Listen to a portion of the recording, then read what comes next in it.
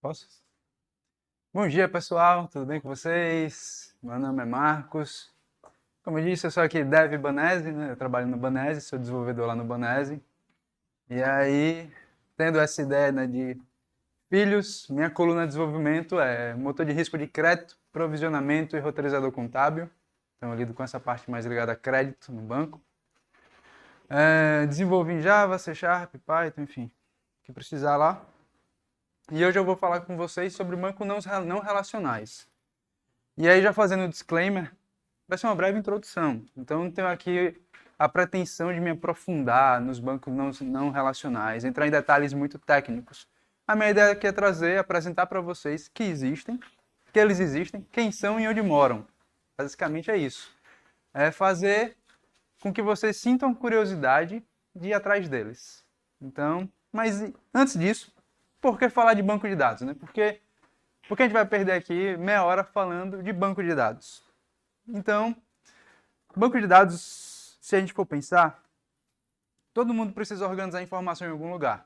Então, informação é basicamente uma moeda de troca e sempre foi. Informação é algo valioso e ela precisa ser devidamente armazenada.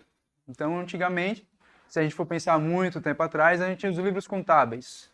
Ou se a gente for pensar muito tempo atrás no Egito, o pessoal escrevia em pedra as informações, porque precisava armazenar aquelas informações. Mas escrever em pedra é horroroso, ninguém vai escrever em pedra hoje, ou ninguém vai pegar vários livros contábeis, com o mundo altamente globalizado que a gente está, e vai começar a escrever todas as informações que a gente precisa.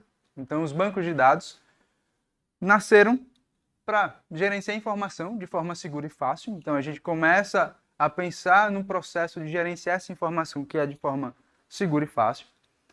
Estimular uma organização padronizada, e aí a gente lembra, eu não sei, e aí eu vou dar como o Marcelo, né, o pitaco da idade, das listas telefônicas amarelinhas que as pessoas recebiam em casa.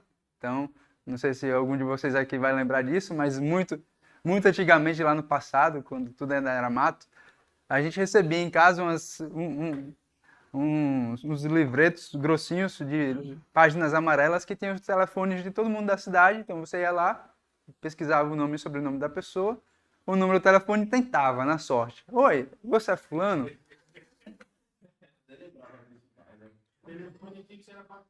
Telefone fixo era patrimônio, você comprava quase uma ação da empresa telefônica para você ter aquele seu telefone. Então, nessa época lá remota, havia essa lista telefônica, que era uma forma padronizada de você organizar aquela informação. E por ser padronizada, você tinha uma forma fácil de recuperar aquele dado. Então, o banco de dados também vem com isso, com a proposta de que você consiga tanto consultar como manipular aquele dado de forma fácil. E aí temos também o outro ponto, que é o suporte à colaboração e a escalabilidade. E quando eu falo escalabilidade aqui, eu não estou falando de escalabilidade nos conceitos que a gente tem hoje, de que uma aplicação que vai atender milhões e milhões e milhões de clientes. A gente está pensando em um pequeno supermercado, onde você tem 2, 3 caixas e um gerente atrás cuidando do estoque. Está todo mundo ali trabalhando em cima de um único banco de dados que está atendendo a frente de caixa e o estoque. Então, a partir do momento que o produto sai na frente de caixa, ele dá baixa no estoque, mas o gerente pode fazer uma inserção de uma nova remessa de estoque que acabou de chegar. Então você tem essa colaboração e essa escalabilidade nesse sentido, de que se antes era tudo muito manual, o gerente tinha que esperar o vinho que veio da frente do caixa, ou seja, do que saiu, para fazer a contabilização do estoque, para depois fazer os pedidos, mandar para a frente de caixa, enfim. Nesse ponto, esses foram as principais dores, por assim dizer, que os bancos de dados digitais vieram resolver. E a gente está falando de 1970, 1960.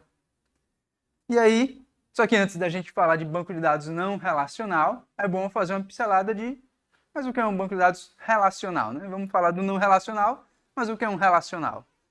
Então, pode ser que muitos de vocês, ou alguém, nunca chegou a ter um contato com um banco de dados relacional. O banco de dados relacional, a principal característica dele é que ele tem uma organização orientada à tabela.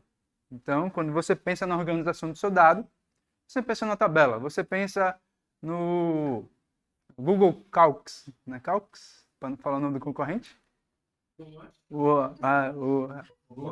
A planilha, Google Planilha. Sheets, Google Sheets. Para não falar o nome do concorrente, né? Google Sheets. Você pensa no Google Sheets, então, onde cada linha representa um registro da sua informação. Em cada coluna, um atributo. Ou seja, o que é aquele registro? É um nome? É uma cidade? É uma data de nascimento? Então, isso você começa a já ter essa padronização, essa organização dos dados. E eles assemelham a conjuntos, aos conjuntos matemáticos. Então, você tem um conjunto A, você tem um conjunto B, às vezes o conjunto A tem uma relação, tem uma interseção com o conjunto B, você tem dados que podem ser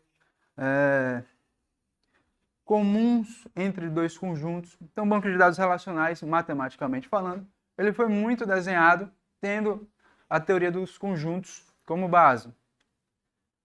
E aí, a partir desse nome, dos relacionamentos entre os conjuntos, e aí vamos pensar nos conjuntos agora com o nome tabelas, vem o nome banco relacional. É justamente esse relacionamento entre as informações que pode estar entre mais de uma tabela que a gente começa a ter essa visão de um banco relacional, a gente começa a relacionar informações entre diversos repositórios de dados. Aí a gente tem um que eles prezam por normalização, botei um asterisco aí, vou fazer uma breve introdução sobre normalização. Normalização de um banco de dados é você tentar, de forma bem simples, não se repetir naquela informação. Você vai tentar ao máximo não repetir, não duplicar a informação. Então, prezar por normalização de um banco de dados relacional é você ter exatamente isso. Você tem, e eu vou mostrar já em um exemplo, você tem uma informação que você vai usar ela muitas vezes em outro lugar, então você mantém ela em uma tabela separada e você faz referência a essa informação. Você não fica repetindo essa mesma informação na mesma tabela várias e várias vezes. E acho que a principal característica de bancos relacionais hoje em dia é a sua linguagem de consulta estruturada, e aí vamos falar dos diversos nomes que dão para essa sigla. SQL, SQL, SQL, sei lá como. SQL.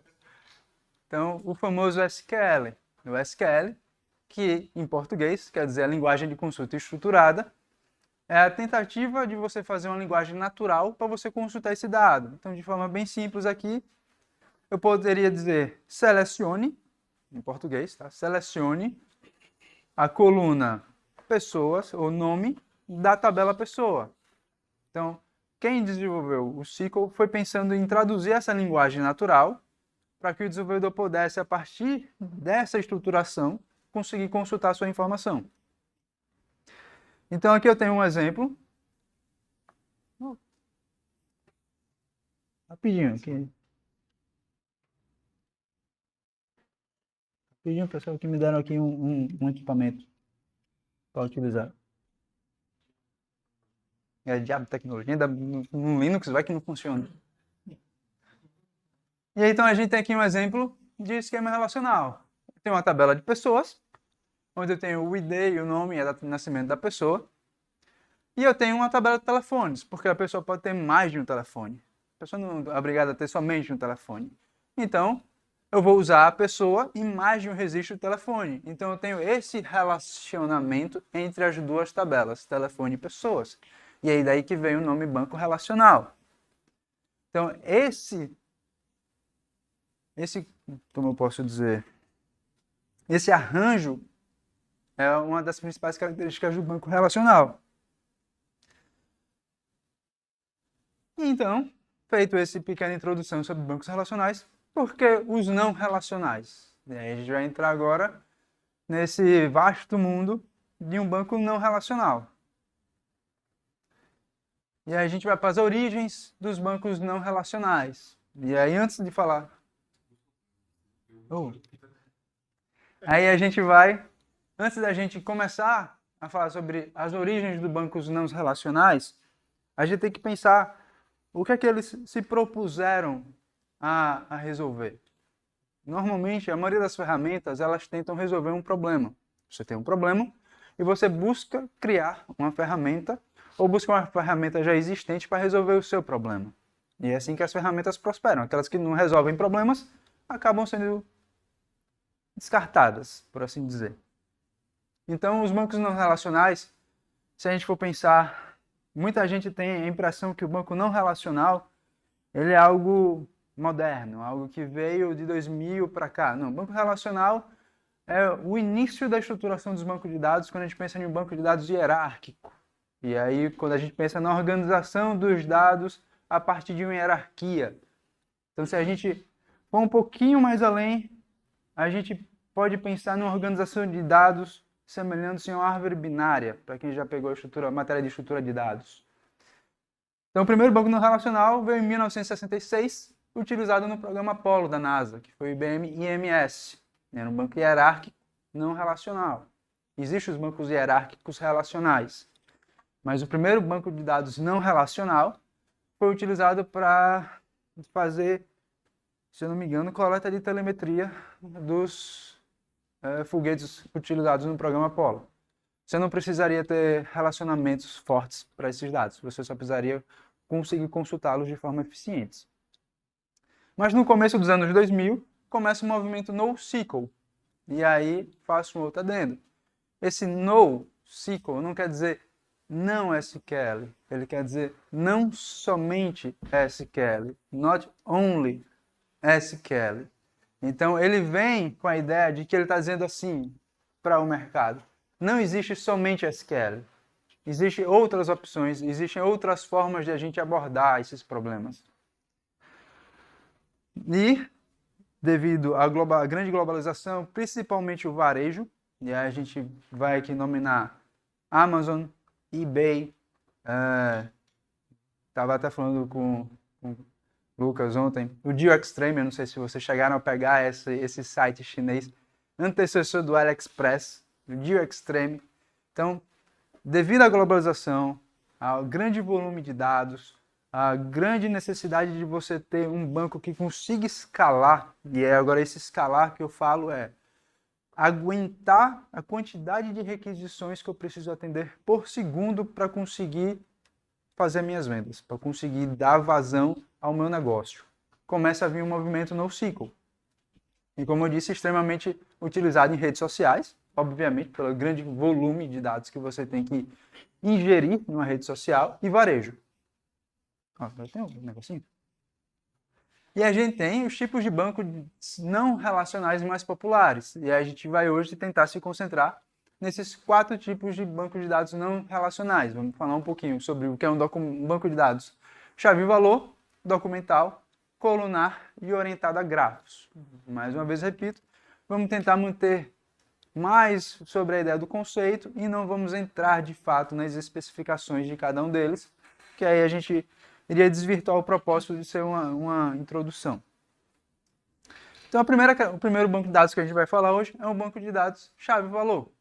E aí, como o nome diz, é um banco de dados que vai me armazenar um ID, uma chave, e associado a essa chave eu vou ter um valor. E aí, peço que imaginem como se, numa estrutura de dados, um array, onde eu tenho uma chave e um valor. E por ser um array, é uma estrutura de dados onde eu tenho rapidez em acessar essa informação. Então, uma característica de um banco de dados chaves-valor é que ele tem acesso rápido e armazenamento rápido. Uma estrutura simples, como eu disse, um array, onde eu tenho uma chave e um valor, não tenho nada além do que isso. Uma flexibilidade de dados, onde o meu valor ele pode ser qualquer coisa. Então, eu não estou aqui restringindo o meu valor a uma estrutura rígida como uma tabela. Eu posso ter um texto no meu valor. Eu posso ter um conjunto de bytes, que seria uma figura no meu valor. Eu poderia ter um dado semi-estruturado. A gente vai chegar nesse ponto, mas vocês conhecem como o mais famoso JSON. Eu poderia ter um JSON no meu valor. Então, chave e valor. E o valor ele pode assumir N possibilidades. Por isso que ele tem essa flexibilidade de dados. Temos esse terminho aqui, baixa latência. E aí, o que seria uma baixa latência? Essa baixa latência ela vem para dizer que você tem entre mandar requisição para obter informação, o banco de dados, obter essa informação e devolver para você, um percurso curto. E aí chama isso de latência. Então você tem essa informação de forma célere, de forma rápida. Você não vai ter demora para obter essa informação. E para muitos negócios isso faz muito sentido. Chaves únicas, então cada chave ela tem que ser única, mas o valor você pode ter o que você quiser dentro dela. E muito usado para cache em sistemas distribuídos. E aí faço aqui também uma breve explicação sobre o que é cache e o que é sistema distribuído. Todo mundo sabe aqui o que é cache, correto? Pronto. Cache é uma forma que eu tenho de armazenar uma informação que vai ser recorrentemente acessada em sistemas distribuídos por vários sistemas ao mesmo tempo. Então, de forma bem simples, a gente tem que eu vou armazenar uma informação em uma chave e vários sistemas que podem não ter relação entre si, ou podem ter relação entre si, vão acessar essa informação. Posso até dar aqui como um exemplo rápido. Para esse item 7, eu tenho um sistema que quando o meu usuário acessa ele, eu vou armazenar algumas informações desse meu usuário em cache para que todos os meus outros sistemas que precisem ter essa informação rápida. Eu não preciso ir mais no banco de dados recuperar essas informações do usuário. Então, na entrada, eu já recuperei essa informação do usuário no banco de dados, joguei ele para um banco de dados chave e valor, por exemplo, armazenei em um cache. Agora todos os meus outros sistemas têm acesso a essa informação. Uma estrutura de dados de uma base chave-valor. Então, como eu disse, se assemelham a um array, a um dicionário, por assim dizer, onde eu tenho a chave, e aí a chave, por exemplo, pode ser um nome, como eu disse aqui, pessoas, e um valor, cidades, cores. E aí eu falo sobre a flexibilidade de dados. Aqui em cores, por exemplo, eu tenho azul e o código RGB do azul. Nada me impede, eu não tenho uma rigidez sobre a informação. A minha aplicação que vai ter responsabilidade de tratar isso. Exemplos de bases chave-valor. E aí a gente pode dividir chave-valor, bancos de chave-valor no mercado, em duas vertentes. Aqueles que salvam informação em memória, para que você tenha essa informação mais rápido ainda. E aí a gente tem de forma bem famosa o Redis, seguido pelo Memcache e o Dragonfly. Ou você pode ter essa informação persistente. E o que é essa informação persistente? Ela não vai se perder depois de um tempo. Um banco de dados em memória, se você reiniciar ele, você perde tudo que estava ali, que ele estava armazenando em memória. O persistente ele salva em disco. E aí, o Google Cloud Big Table, um ótimo banco de dados chave-valor, seguido pelo Amazon DynamoDB e o Hiac.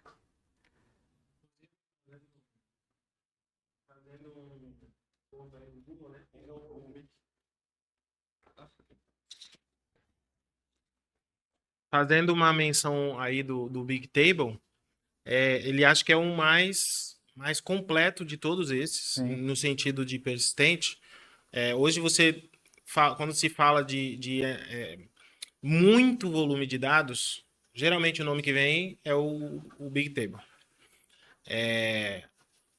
E os especialistas aí de dados, eles utilizam muito ele. E é literalmente uma tabelona gigantesca, assim, absurdamente grande. Já dando um spoiler, né, que a gente vai falar no final, o Google Cloud Big Table ele entra em uma outra caixinha chamada Banco de Dados Não Documental Multimodelo, onde eu posso ter ele tendo esse comportamento chave-valor, e aí, já aproveitando o gancho, ele pode ter esse comportamento colunar, onde eu tenho uma tabelona com várias colunas, e aí a gente vai explicar um pouco mais sobre banco de dados colunares.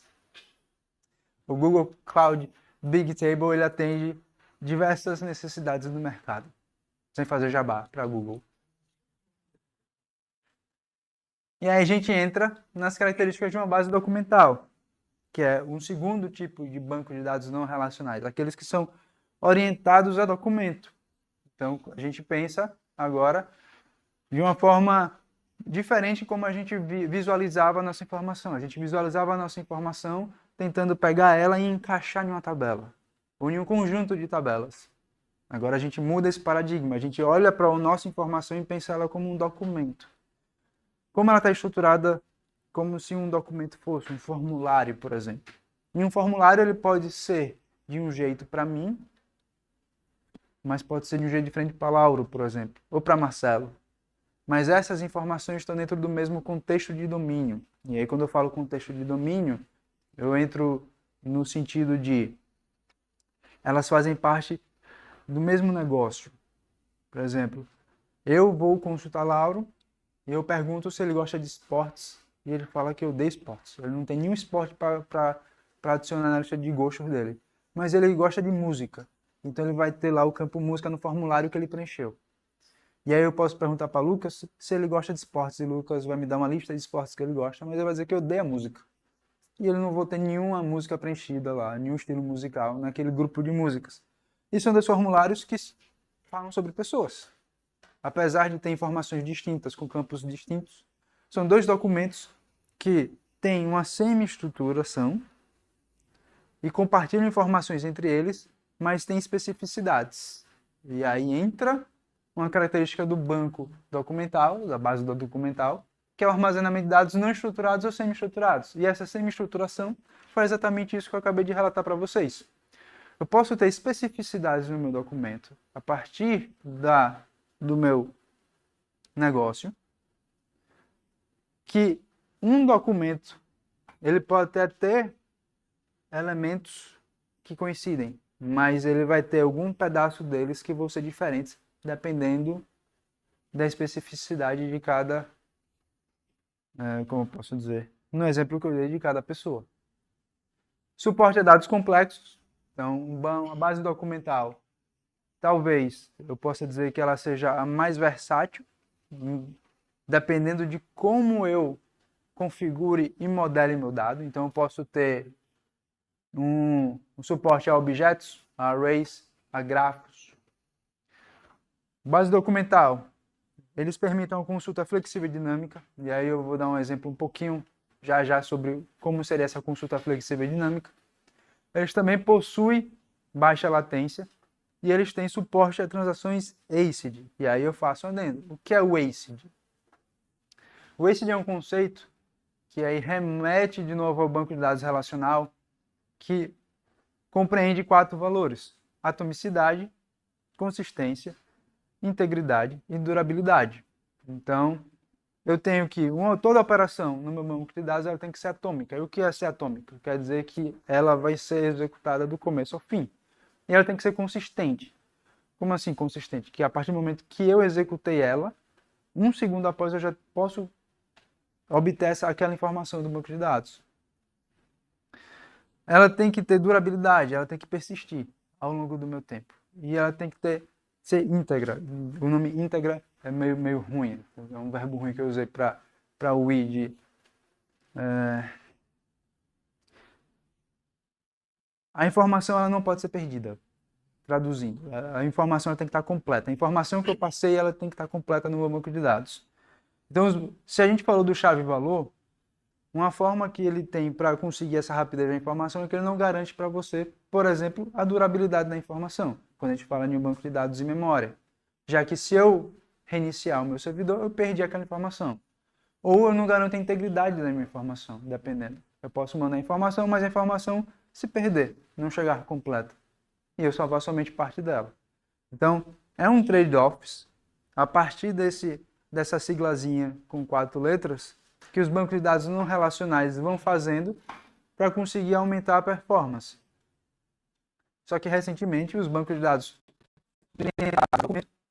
também chamado de base documental, eles tentam agora fornecer isso também, mas com as características de você conseguir uma flexibilidade nos seus dados, de você conseguir ter dados não estruturados ou semi-estruturados nas suas informações. E aí a gente entra para pontos de atenção de uma base documental. Porque é muito comum, depois que a pessoa começa a usar uma base de dados não documental, uma base de dados NoSQL, ela achar que ela virou a bala de prata para todos os problemas do mundo. A pessoa começa a achar que eu posso usar ela para qualquer coisa e ela vai resolver meu problema. Ela vai ser a minha solução única. Mas aí a gente tem que sempre ter atenção ao quais são os trade-offs que uma base documental traz. E um deles principais é justamente quando a gente fala sobre o C, a consistência. Banco de dados documentais costumam ter o que a gente chama de consistência eventual. Mandei informação, recebi. Não quer dizer que ela está disponível agora, mas estará disponível em um futuro próximo. Esse futuro próximo é a eventualidade. A minha consistência eventual, eu vou salvar. Não se preocupe, mas não vai ser agora. Bola para frente. Então, ter noção disso, ter noção desse trade-off é extremamente importante para quando você pensa se vai utilizar ou não a base de dados documental. Limitações em consultas complexas. E aí, eu acho que eu citei consultas flexíveis e dinâmicas. E aí agora eu vou entrar em um banco de dados documental muito famoso, dando nome a ele, o MongoDB. MongoDB talvez seja o banco de dados orientado a documentos mais famoso no mercado hoje. E quando a gente fala de consulta flexível e dinâmica, principalmente para o pessoal que já trabalha com JavaScript, a stack JavaScript e MongoDB casa de uma forma tão próxima ali, tão natural, que é quase inimaginável você fazer um projeto JavaScript e não usar Mongo. Como assim eu não vou usar Mongo num projeto JavaScript? As consultas a uma base Mongo, você usa exatamente a mesma notação que você usaria usando JavaScript, por exemplo. Então, esse casamento e você trazer essa característica de uma das linguagens mais utilizadas hoje em dia para o banco, aproxima ela do desenvolvedor. Ele pensa, poxa, eu só preciso saber JavaScript. Só preciso saber JavaScript. Eu sei JavaScript, eu sei consultar no banco, eu sei JavaScript, eu sei fazer meu sitezinho aqui. Para que eu vou aprender outra coisa? E aí entra o perigo da zona de conforto que Marcelo falou aqui na palestra passada. Então não cair nessa tentação de que eu tenho uma solução que vai resolver todos os meus problemas. Isso não funciona. Então, nesse caso aí, já até pensamos que Python e ele já não iam se dar muito bem, não, né? Não, ele se dá bem com qualquer coisa, tá? A questão do JavaScript é meramente um casamento talvez eventual que o Mongo especificamente, aí é que eu estou falando do Mongo, nem toda base orientada a documentos vai ter uma linguagem de consulta como o Mongo. Se a gente for dar um outro exemplo, o RavenDB, que é outro banco de dados documental, ele tem como característica você poder fazer consultas SQL nele. Você pode usar a linguagem estruturada de consulta em uma base documental. E aí, pegando aqui meu amigo Lucas, que fala tanto, eu tenho um banco de dados relacional chamado Postgres, que dependendo da configuração que eu faça nele, eu posso fazer ele se comportar como se fosse um banco documental e fazer consultas nele, também com SQL, para obter informações como se de banco documental fosse. Essa questão do MongoDB, que ele tem essa interface de comunicação que aproxima muito para o dev JavaScript, pode parecer bom, mas também esconde uma armadilha, onde você acha que somente o JavaScript é necessário. Que com o JavaScript eu vou consultar o banco, eu vou salvar minhas informações, eu vou fazer o meu site. Então, tomar cuidado com essas simplificações. Mais uma vez, como o dado é semi-estruturado ou não estruturado, você deve tomar muito cuidado com a modelagem dos seus dados e as boas práticas. E aí, quando a gente pensa em boa prática, é sempre ler a documentação do que você vai usar. Então aqui vai uma outra dica. Sempre leiam a documentação da ferramenta que você está usando. Lá geralmente ele tem guidelines do que são boas práticas e do que não são boas práticas. Não é simplesmente ele aceitar tudo que eu vou botar aqui tudo, do jeito que eu quiser. Não funciona bem. Então você tem que ter atenção a como eu vou modelar meus dados, como é que eu vou modelar minha informação do jeito que ela faça sentido até para mim, ou para o meu colega que vai desenvolver, ou para a pessoa que vai chegar no time. Não adianta eu fazer algo que só a minha cabeça entenda. Ninguém vai conseguir dar manutenção nisso. Então, sempre o que em um banco relacional,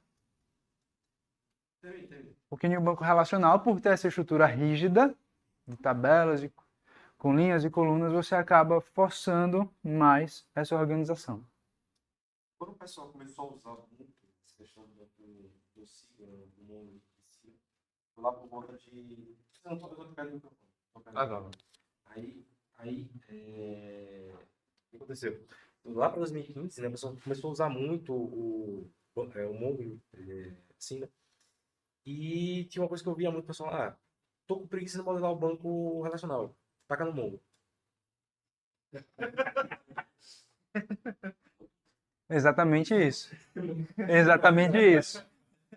A gente pode entrar aqui em uma discussão que não seria o momento, mas é exatamente isso, por conveniência, por ser fácil, e aí voltando para o Mongo, por ter essa linguagem tão próxima do que eu já estou usando na minha stack aqui, taca lá, bota lá, deixa que ele se resolve, Mas é Marcelo. fácil na hora, né? É fácil na hora.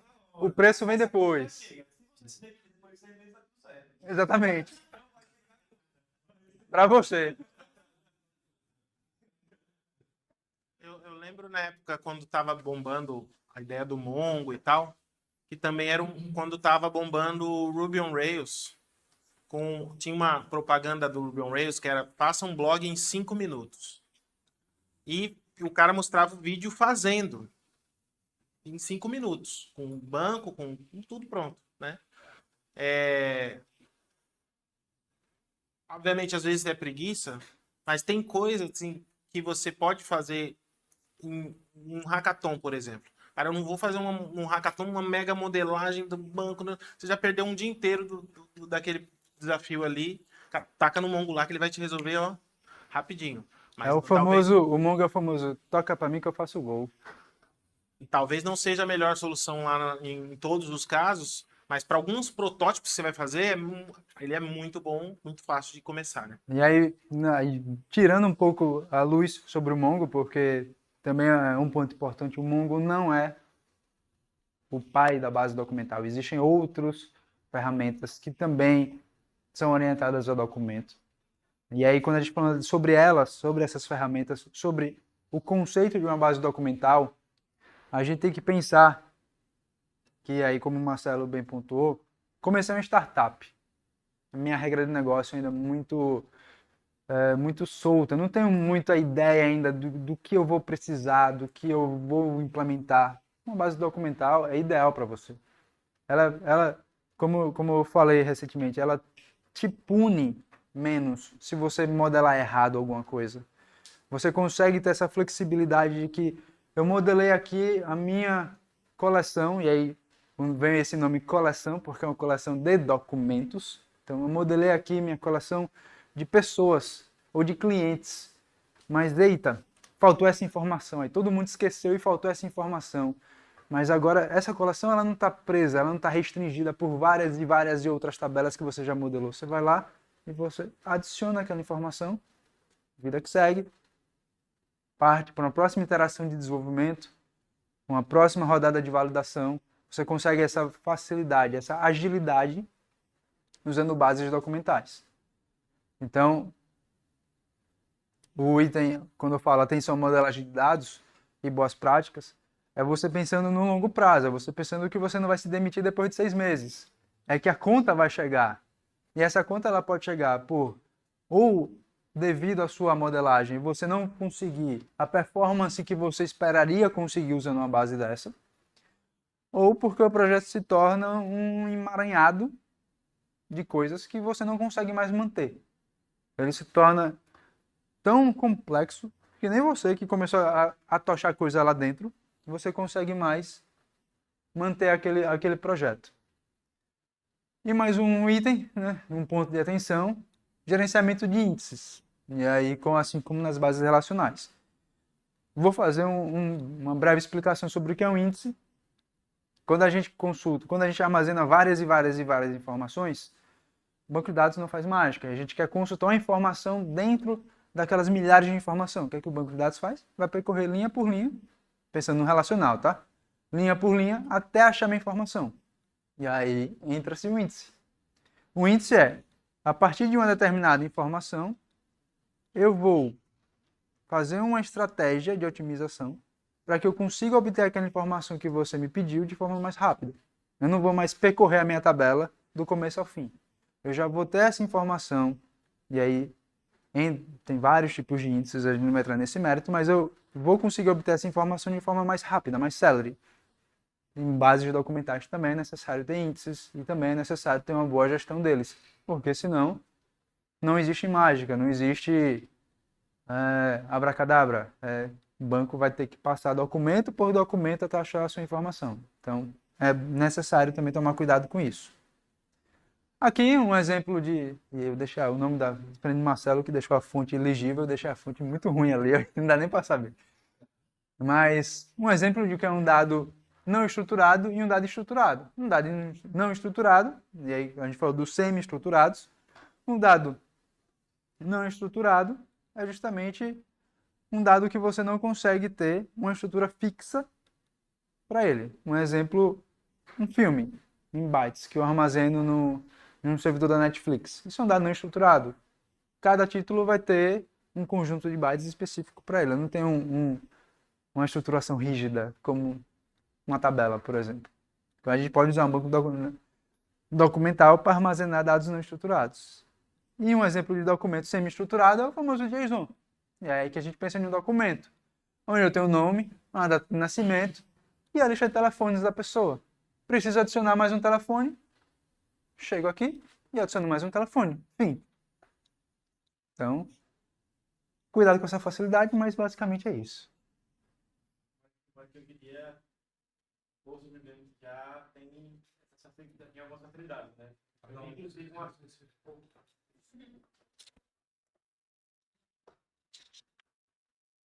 Embora que hoje em dia o Postgres tenha essa facilidade. Não é? Eu vi até um artigo que era All You Need is Postgres.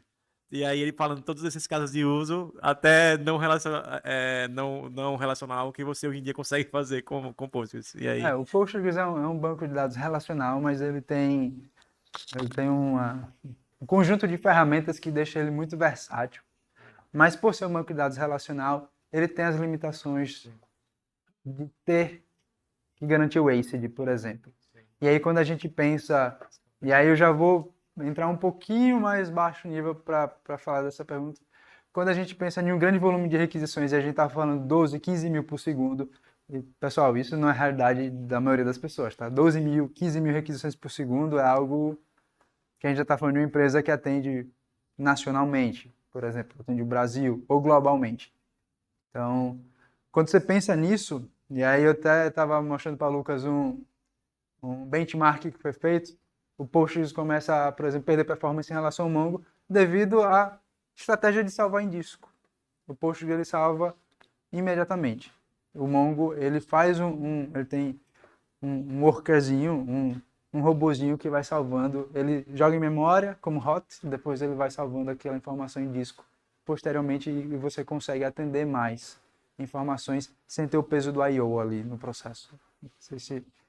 Mas é importante saber essas diferenças, também não fazendo jabá pro Mongo. Estou tentando ser neutro, apesar de me chamarem de Mongo Boy. Bases orientadas a documento, né? Em primeiro lugar, aí, sem nenhum viés, o MongoDB.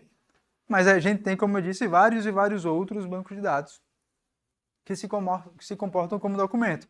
CouchDB, RavenDB, CosmosDB, muito ruim. Autônomo JSON, DocumentDB. E aí, fazendo um adendo sobre o Cosmos e o Autônomos, CosmosDB, né, um Microsoft SQL Server por baixo, Autônomos JSON é um Oracle Server por baixo, na mesma estratégia que José falou, são bancos relacionais que se comportam como não relacionais. E aí a gente entra nos colunares. E aí os colunares é o que é o mais... talvez seja um pouquinho mais difícil de entender por que ele é um não relacional. Porque quando você olha para ele, você vê uma tabela. Você vê qual a diferença dele para um relacional? final eu armazeno minhas informações em tabelas, em colunas. Só que aí a principal diferença é justamente isso, não em linhas. As minhas informações, elas estão concentradas em várias colunas, e aí colunas gigantescas de dados, como o Marcelo bem pontuou, onde eu posso ter várias e várias colunas, e a partir dessas colunas eu consigo montar tabelas. Eu vou pegando a coluna A, coluna B, coluna C, coluna D e formo uma tabela 1. Mas para a tabela 2, eu posso pegar a coluna D, E e F, por exemplo. Trabalhei numa empresa que tinha 600 colunas numa linha. Informação de um cliente. 600 colunas. Eu li já um artigo de um cidadão que ele trabalhou numa empresa que ele disse que a tabela de clientes dele tinha um limite máximo de colunas que o SQL Server podia ter, que era 1.400 colunas. Então, o povo às vezes alopra. Mas quando a gente pensa em colunares, em base de dados colunares, isso que o Marcelo falou é ideal. Tá? Você vai armazenar várias informações em colunas. Cada coluna armazena um tipo específico de dado. Então você já não tem mais essa flexibilidade que a gente vinha falando dos não relacionais. Então a gente está falando de eu tenho uma coluna nome que vai armazenar texto. E ali só vai armazenar texto. Eu tenho uma coluna quantidade que vai armazenar inteiro, número. Só vai armazenar número. No caso aí, a forma de leitura, porque, por exemplo, no relacional é por linha. Nesse caso aí, a leitura vai ser por coluna, então? A gente poderia dizer que de forma bem simplificada, sim, mas a estratégia é diferente. Quando a gente pensa em uma base de dados colunar, e aí já avançando um pouco aqui, quando você quer obter a sua informação, você vai dizer qual é a coluna que eu vou pesquisar, por exemplo. Então, eu quero procurar o nome da pessoa. Então, ele vai na coluna nome e vai achar aquele nome. Aquele nome está em uma linha, por exemplo. Espera-se que as outras colunas, espera-se não, ele vai garantir isso, que as outras colunas naquela tabela que você montou, essa informação vai estar na mesma linha. Então ele vai procurar dentro de uma coluna a informação, ele vai achar a linha, e ele vai pegar agora essa linha e vai pegar das outras colunas a mesma informação que você precisou. Mas quando você pensa em coluna, você está pensando agora também em uma ideia chave-valor, onde eu tenho uma chave e um valor.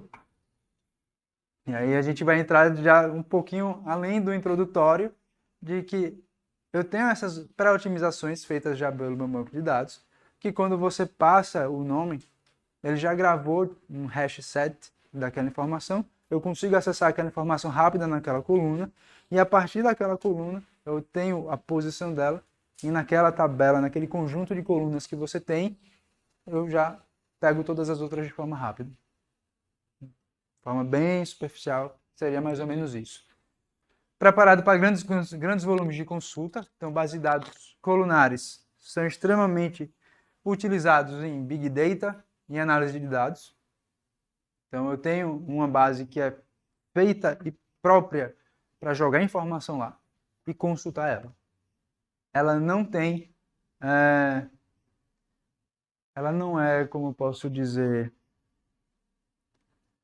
o nome não é acessível, o nome é... Alguém me ajudou com o português. Ela não é gentil com você quando você quer fazer atualizações, quando você quer fazer updates. Ela é uma base que ela foi construída para receber grande input de dados, grande gestão de dados e fornecer uma grande velocidade de consulta desses dados. E aí é uma base que é muito utilizada para análise de dados. Já nessa base consolidadas de dados. É. Assim, que não sofreu alterações, né? Não estamos pensando lá no caso do IBGE, né? Ele vai fazer a coleta uma vez, né? Aqueles dados vão ficar imutáveis basicamente no resto da vida. Não só vai fazer consulta em cima de dados. Um outro exemplo, né, trazendo aqui também para outra área, é relatórios contábeis de uma empresa. Eu fechei o relatório contábil daquele mês e já enviei para os órgãos de controle. Eu não vou mudar aquele relatório contábil. Eu vou pegar aquela informação, vou jogar numa base de dados colunar e vou consultar ela no futuro quando for necessário. Eu não vou alterar, pelo menos espera-se, né? Que eu não vá alterar minhas informações contábeis do passado. Como eu disse, índices automáticos, e aí vem aquela sua pergunta sobre como consultar se é por linha, ou se ele pega a coluna. E aí o banco de dados, o SGBD, né, o Sistema Gerenciador de Banco de Dados, ele já vai fazer essa gestão de índices para você, baseado na coluna. Porque a partir do momento que você diga qual é a coluna que eu quero pesquisar essa informação, e essa coluna pertencente a um table space, um espaço de tabela, eu vou achar aquela informação e espera-se que na mesma linha das outras colunas daquela tabela, aquela informação seja referente ao que você quis buscar. Pontos de atenção, não é utilizado para realizar atualizações frequentes. Atualizações frequentes, e aí, dando mais um adendozinho, o banco de dados colunar, ele tem um suporte a gerir índices automaticamente para você. Fazer grandes atualizações sempre envolve um processo no banco de dados relacionais que é extremamente custoso, que é a recriação de índices. Não existe mágica, tudo tem um preço. Se eu estou atualizando muito a minha informação, em algum momento eu vou ter que pegar aquele índice que eu tinha, reconstruir ele para conseguir apontar para onde está essa minha nova informação. Então eu fico imaginando se de repente alguém construísse uma base dessa para ser usado numa empresa do tipo Açaí, um atacadista. Talvez, acho que não ia bater muito bem não, ou não. Então, aí a gente vai de novo para em uso de ferramentas para uma empresa ela tem várias vertentes de negócio. E ela não é obrigada a usar a mesma ferramenta para tudo. Então a gente poderia pensar, eu tenho aqui para o meu parte contábil, eu vou usar uma base de dados colunar porque para mim faz sentido. Para mim, negócio contábil faz sentido. Mas para minha área de estoque não faz sentido. Eu vou atualizar meu estoque recorrentemente. Então eu posso ter dentro da mesma empresa, como posso ter o setor de vendas ou de clientes, ou o que quer que seja, que pense, não, para mim faz sentido uma base documental, não faz sentido ter aqui uma base relacional. Então, tudo vai depender, e aí, puxando um pouco da palestra de Marcelo, isso é uma decisão que cabe geralmente aos staffs, aos principals, aos arquitetos da empresa definir isso. Então, isso é muito bem ponderado, isso é muito bem discutido internamente para decidir qual é a melhor ferramenta que vai utilizar. Mas não necessariamente você vai usar a mesma ferramenta para tudo. Ou às vezes usam, né?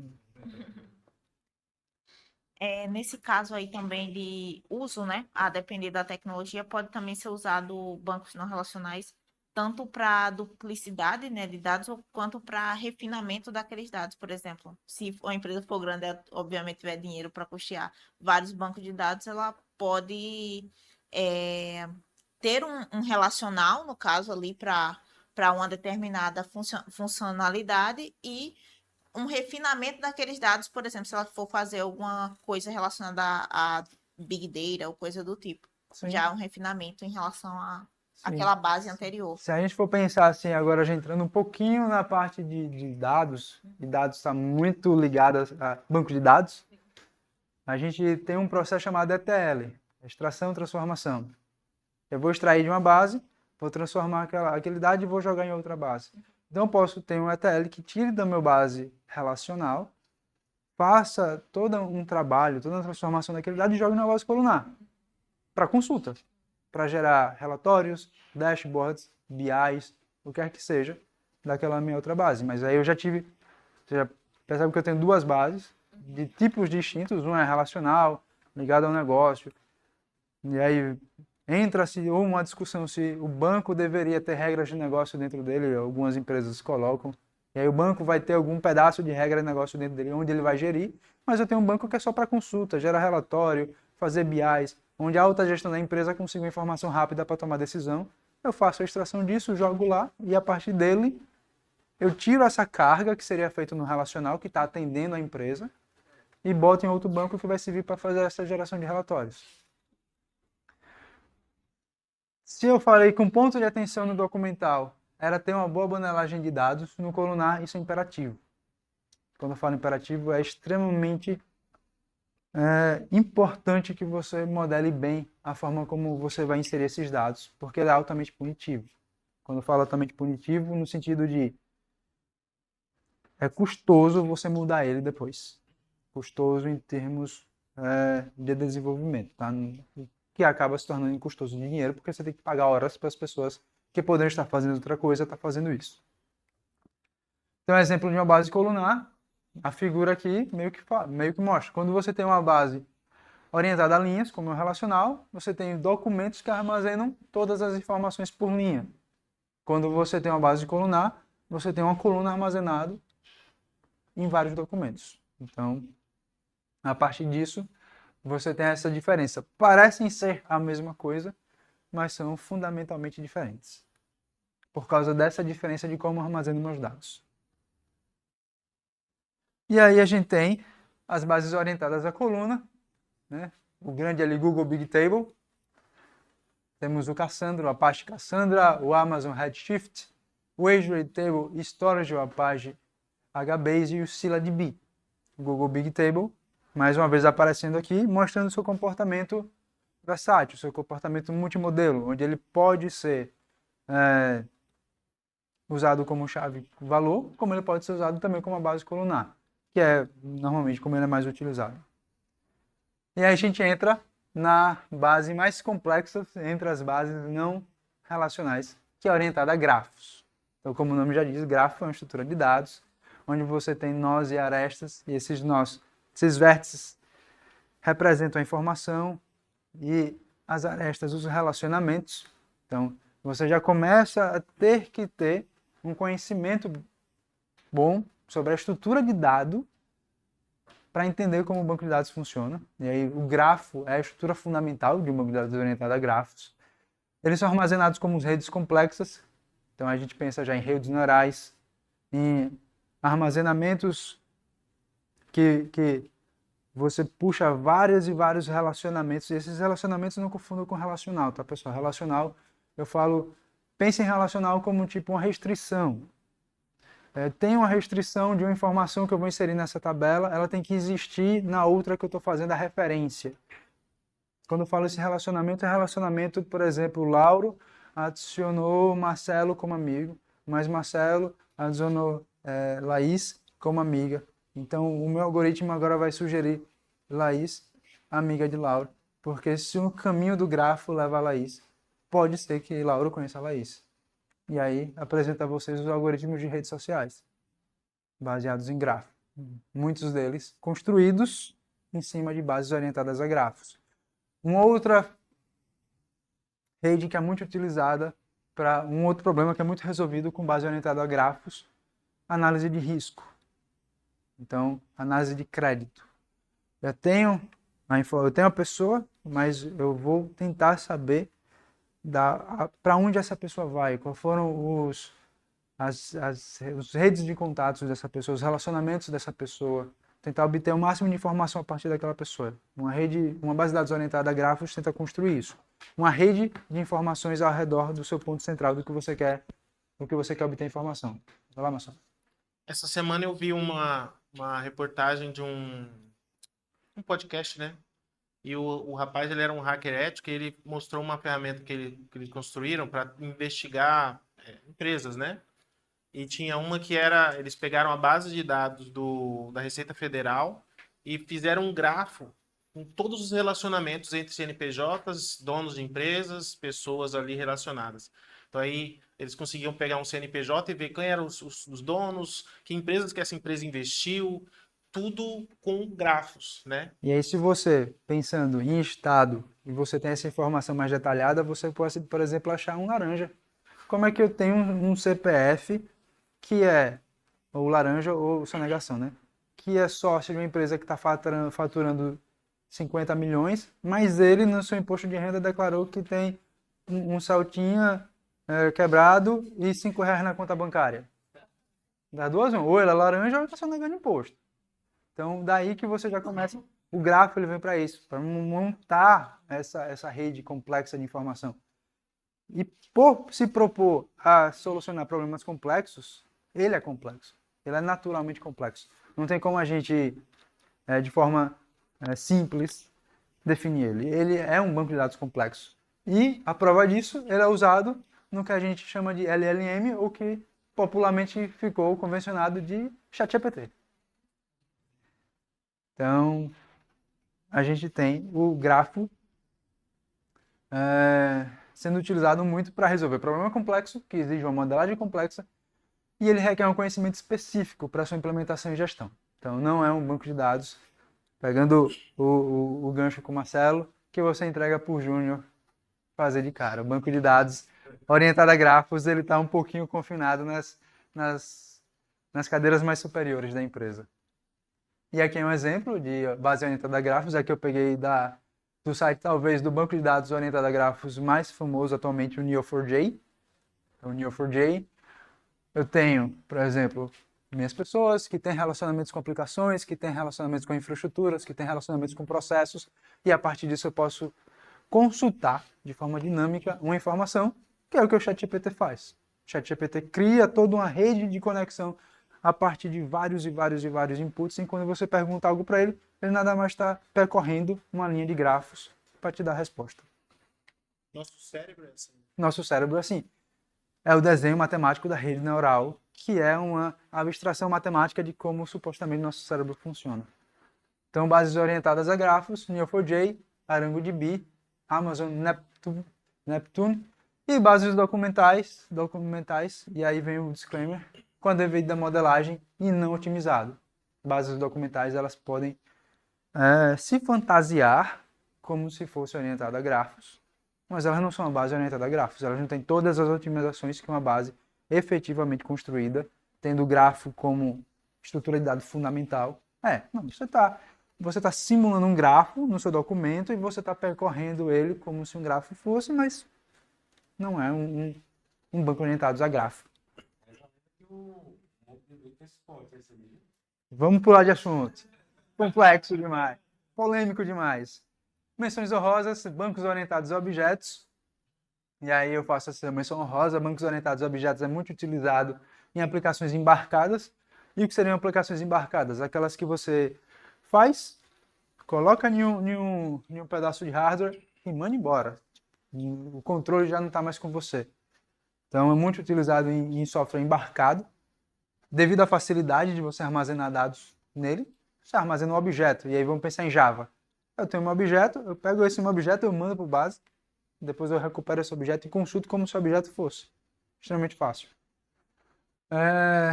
Curiosidade, né? É uma mera curiosidade. Postgres, que foi muito falado aqui, é uma base de dados objeto relacional.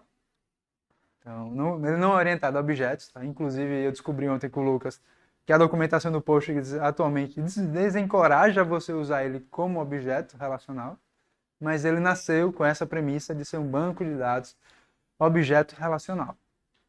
E aí, quando ele fala objeto relacional, é que as tabelas podiam ter herança. Uma tabela podia herdar de outra. E bancos multimodelos, que são aqueles que suportam vários tipos de modelos.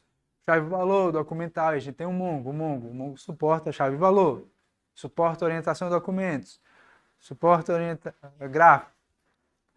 E aí a gente tem todo esse conjunto de bancos que podem, dependendo da sua configuração, e aí eu faço também os relacionais, incluindo isso como Postgres, como o José bem pontuou aqui, o Postgres, dependendo da configuração, dependendo de como você modela o seu dado, se comportar como se fosse uma base não relacional. E aí eu pontuo, sempre lembrem, não relacional. Ficou muito famoso o NoSQL, o nome, a sigla NoSQL, como se fosse não SQL. Mas não é isso. O NoSQL quer dizer não somente relacional. Você pode ter dados que não têm restrições entre si. Que você pode trabalhar essas restrições do lado da sua aplicação. E a gente pensa que o que é mais fácil, e aí a gente entra em uma pergunta subjetiva para cada um, mas o que é mais fácil eu escalar, o que é mais fácil eu aumentar a quantidade? A minha aplicação é meu banco de dados. É mais fácil eu ter um banco de dados e 10 cópias da minha aplicação rodando, ou eu ter uma aplicação e ter 10 cópias do banco de dados? Então, o que é mais fácil? Então, sempre pensem que o NoSQL não é uma negação ao banco de dados relacional. Na verdade, é um contraponto. É uma outra forma de ver o problema. Pensem que ele vem para... Você está vendo o problema por um lado. Tenta ver pelo outro. Basicamente é isso. Muito obrigado. Passo a palavra novamente para Marcelo.